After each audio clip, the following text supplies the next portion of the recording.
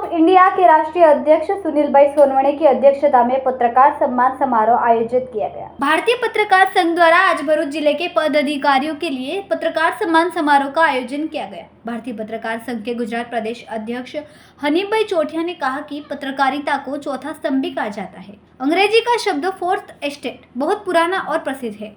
एक बार ब्रिटिश संसद में एक महत्वपूर्ण मुद्दे पर चर्चा के दौरान एडमंड बर्फ का ध्यान अचानक प्रेस गैलरी में बैठे पत्रकार पर पड़ा। उन्होंने उनकी ओर देखा और कहा, संसद में हमारी 3 जागीरें हैं, लेकिन उनके सामने एक चौथी जागीर बैठी है जो इन 3 जागीरों से भी ज़्यादा महत्वपूर्ण है। और तभी से पत्रकारिता को चौथा स्तंभ कहा जाने लगा। इसे लोकतंत्र के स्तंभों में एक माना जाने लगा। सांसद, कार्यपालिका और न्यायपालिका लोकतंत्र के पहले 3 डोमेन है, जबकि पत्रकारिता चौथा डोमेन है। देश या प्रदेश 21वीं सदी की ओर बढ़ रहा है, जबकि पत्रकारों को 18वीं सदी की ओर धकेलने की कोशिश की जा रही है। 25 साल पहले पत्रकारों को सरकारी लाभ मिलता था, जो छीना जा रहा है। पूरे देश में पत्रकारों की सबसे बुरी हालत गुजरात में है। ये सच्चाई सभी पत्रकार जानते हैं, लेकिन चुप है। फिर सभी को एकजुट होना होगा, संगठित होना होगा, समस्याओं के समाधान के लिए जागना होगा और मिलकर काम करना होगा। गौरतलब है कि भारतीय पत्रकार संघ के राष्ट्रीय अध्यक्ष सुनील भाई सोनवणे ने कहा कि आप हमारे संगठन को मजबूत करने के लिए आमंत्रित हैं। आइए मिलकर समाज को बदलने में मदद करें और नारी शक्ति पर हो रहे अत्याचार को रोकें। दक्षिण गुजरात अध्यक्ष इमरान भाई करोड़िया ने कहा कि हमें किसी भी पत्रकार के प्रति नफरत नहीं रखनी चाहिए। अगर मदद की जरूरत हो तो तुरंत मदद के लिए पहुंचे। साथ ही राष्ट्रीय संगठन मंत्री विनोद भाई सोलंकी ने कहा कि भारतीय पत्रकार संघ आज सभी संगठनों से आगे है और हमें और मजबूत होने का प्रयास करना चाहिए। इस कार्यक्रम में राष्ट्रीय अध्यक्ष सुनील भाई सोनवणे, संगठन मंत्री विनोद भाई सोलंकी, गुजरात प्रदेश अध्यक्ष हनीफ भाई चोटिया, दक्षिण गुजरात के अध्यक्ष इमरान भाई करोड़िया और भरूच जिला अध्यक्ष सब्बीर मूसा पटेल सहित पदाधिकारी उपस्थित थे। संवाददाता सुनील पटेल, BHP न्यूज, भरूच। गुजरात दक्षिण प्रदेश प्रमुख इमरान भाई करोड़िया, भरूच जिला प्रमुख सब्बीर भाई मूसा તેમજ મહિલા રાષ્ટ્રીય ઉપાધ્યક્ષ સ્વામી વલ્લભાબેન તેમજ અહીં ઉપસ્થિત બધા જ ગુજરાતના તેમજ ભરૂચ જિલ્લાના કાર્યકર્તાઓને સૌને અભિનંદન પાઠવું છું કે આજનો કાર્યક્રમ સફળ બનાવ્યો અને ભરૂચ જિલ્લાની અંદર આપણું સંગઠન બહુ મજબૂત બનશે એનો એક વિશ્વાસ અપાયો તે માટે સૌને ખૂબ ખૂબ અભિનંદન આપું છું અને આપણું સંગઠન આ ભરૂચ જિલ્લાની મીટિંગની અંદર એ સાબિતી આપે છે કે ગુજરાત નહીં પણ સંપૂર્ણ ભારતની અંદર એક મોટું સંગઠન બનીને ઊભું રહેશે અને પત્રકારોના હિતો માટે જે આપણો સંકલ્પ છે કે આ સંગઠન બનાવવા પછાડી આપણે પત્રકારોના હિતો માટે કામ કરીશું અને એના માટે આપણે એક મજબૂત સંગઠન અને એક પરિવાર તરીકે કામ કરશું એવો વિશ્વાસ અપાવ્યો તે બદલ મેં ગુજરાત પ્રદેશ પ્રમુખ તેમજ ભરૂચ જિલ્લા પ્રમુખને ખૂબ ખૂબ અભિનંદન આપું છું કે એક ભારતીય પત્રકાર સંઘ આપણે નહીં કે એસોસિએશન ઓફ ઇન્ડિયન જર્નલિસ્ટ એનું હિન્દી રૂપાંતર થાય છે ભારતીય પત્રકાર સંઘ AI છે જેને આપણે સંબોધન કરતા છીએ। હું આ ફિલ્મની અંદર જ્યારથી પણ આવ્યો છું ત્યારથી જોઉં છું કે પત્રકારોને ઘણી તકલીફ થાય છે પણ ઘણા બધા સંગઠનો ફક્ત પત્રકારો નામ પર ચાલે છે પણ પત્રકારો માટે ઊભા રહેતા નથી। તો હું ઈચ્છું છું કે કોઈ પણ પત્રકાર કોઈ પણ સંગઠનનો હોય કોઈ બી પ્રેસ મીડિયાનો હોય આપણે બધા મળીને એને સહભાગી થશું એવા કેટલા પત્રકાર મને આજે વચન આપે કે અમે પત્રકારો માટે કામ કરીશું એ પોતાનો હાથ ઉભો કરે।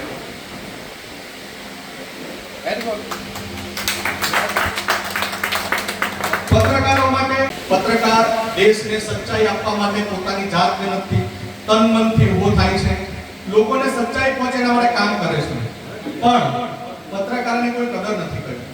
અમે લોકો સંગઠન અંદર વિચાર કરતા છે કે પત્રકારને એજ્યુકેશન, પત્રકારના પરિવારને જોબ, પત્રકારને થતી તકલીફો, વીમાઓ એ બધી યોજનાઓને ધીમે ધીમે શરૂ કરવાના છે જેનાથી પત્રકારને થતી આર્થિક મુશ્કેલીઓમાંથી આપણે એને બહાર પાડી શકીએ। પણ એ બધા માટે આપ બધાનો સહકાર જોઈશો કે શું આપણે સહકાર આપશો? પત્રકારોના હિત માટે ઊભા રહેશો? કેટલા લોકો રહેશે? આજે પત્રકારોના હિતો માટે જે બી પત્રકારોને પોતાની ભાવના છે એક પત્રકાર માટે ઊભા રહેશે એ માટે હું તમારા બધાને મારા બંને હાથ જોડે નતમસ્તક પ્રણામ કરું છું કે આપણે પત્રકારના હિતો માટે કામ કરવા માટે એક સંકલ્પ કર્યો છે. સાથે સાથે અત્યારે ભારતની અંદર મહિલા ઉપર અત્યાચાર બલાત્કારની ઘણી બધી ઘટનાઓ ચાલી રહી છે. તો એસોસિએશન ઓફ ઇન્ડિયન જર્નલિસ્ટ એવો ફેસલો કરેલો છે કે જેટલી બી ભારતની મહિલા છે એ બધાને મુક્ત કરાટેની ટ્રેનિંગ આપવામાં આવશે અને એનો ખર્ચો એસોસિએશન ઉચકશે. મહિલાઓને પગ પર ઉભો કરવો એ આપણું કામ છે.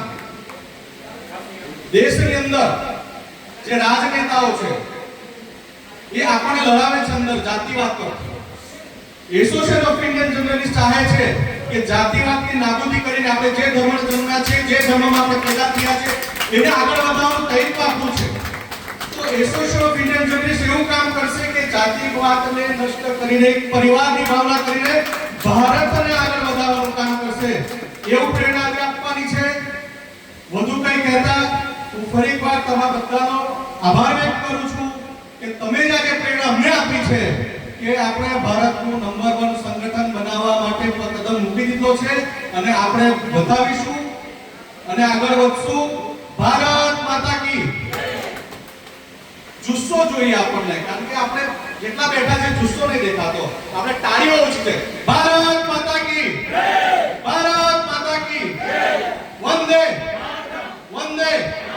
હવે લાસ્ટ એટલું કહું છે, કોઈ બી આપણા સભ્યને સન્માનિત કરવામાં આવે, કોઈ બી પદ હોય, નાનો હોય મોટો હોય, આપણી તાળીઓ વાગવી જોઈએ. કોઈ બી માણસ ફેસબુક પર કોઈ પોસ્ટ કરતો હોય, આપણા સંગઠનનો એક આપણો પત્રકાર હોય, આપણે એને સપોર્ટ કરવાનો, જેનાથી આપણી તાકાત મજબૂત દેખાશે. અને જે આપણે ચોથો સ્તંભ આપણને કહેવામાં આવે આપણને માન્યતા નથી મળી, એના માટે આપણે કદમ ઉઠાવીશું. જય હિન્દ, જય ભારત.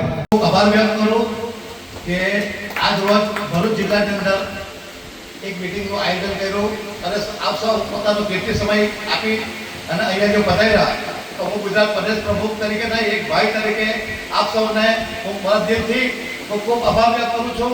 એવી જ રીતે સંગઠનને જોડતા રહેજો અને આપણા સાથે મળીને સાથે કામ કરતા રહેજો, એવી હું આપ સૌથી અપેક્ષા રાખું છું.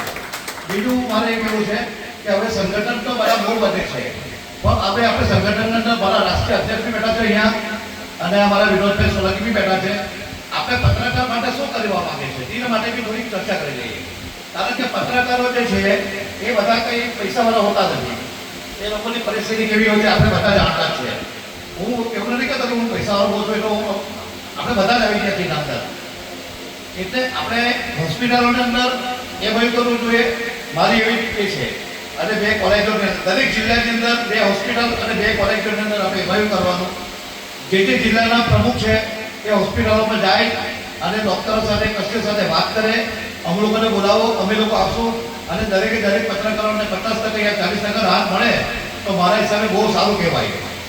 છોકરાઓ કોલેજમાં ભણતા હોય, સ્કૂલમાં ભણતા હોય, એમના માટે બી આપણે આ વસ્તુ સોચવું જોઈએ. બીજું કે અમારા અધ્યક્ષ સુનિલભાઈ સોનવાણીએ મને એક સૂચન કર્યું હતું આગળ, અમે જ્યાં સંગઠનમાં આવ્યા પહેલાં, પછી બી મને એમને કીધું હતું, અમારા ઇમરાનભાઈ કરોડિયા, વિનોદભાઈ સોલંકી અમે સાથે બેઠા હતા કે આપણે દરેક પત્રકારને વીમો બી આપવો જોઈએ.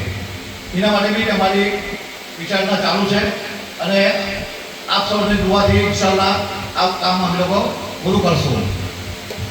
અને તમારે અમને કંઈક પ્રશ્ન પૂછવો હોય તો તમે અમને પૂછી શકો છો. સોનવાણી ગુજરાત પ્રદેશ અધ્યક્ષ હાનિભાઈ ચોથિયા, પ્રભારી ઇમરાનભાઈ,